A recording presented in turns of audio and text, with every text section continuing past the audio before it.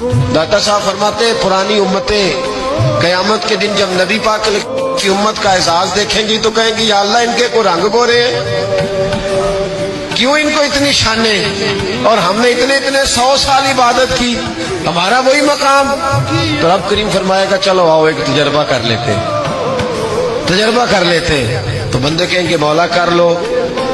تو رب کریم فرمائے گا محبوب علیہ السلام کی امت کے اولیاء بھی آئیں گے، پرانی امتیں بھی آئیں گی۔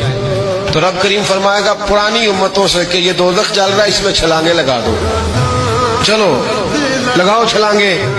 تو کہیں گے یا اللہ بات تو تیری ٹھیک ہے پر دوزخ بھی تو ہے نا، اب تو دوزخ میں ہی چھلانگ لگوا رہا ہے۔ تو رب کریم فرمائے گا چلو ٹھیک ہے تم نے صحیح کہا، اب امت مصطفیٰ سے کہا جائے گا، اور داتا صاحب کہتے ہیں امت مصطفیٰ سے بھی امت کے اولیاء سے، یعنی داتا علی اجمیری سے، یعنی غوث پاک جیلانی سے، یعنی خواجہ اجمیر سے، یعنی حضرت ہند الولی سے، یعنی حضرت بہاءالحق نقشبند بخاری سے، اولیاء سے کہا جائے گا۔ رب کریم فرمائے گا مجھ سے پیار کرتے ہو یا اللہ کرتے؟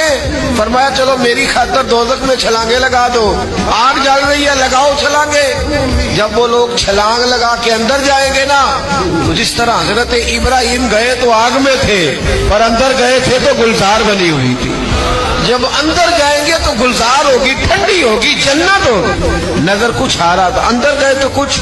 اب رب کریم ان سے پوچھے گا بتاؤ ان کا درجہ بنتا ہے کہ نہیں بنتا؟ اس کا مطلب ہے بہترین رزلٹ اسے ملتا ہے جو رب کریم کی رضا پہ راضی ہو جاتا ہے۔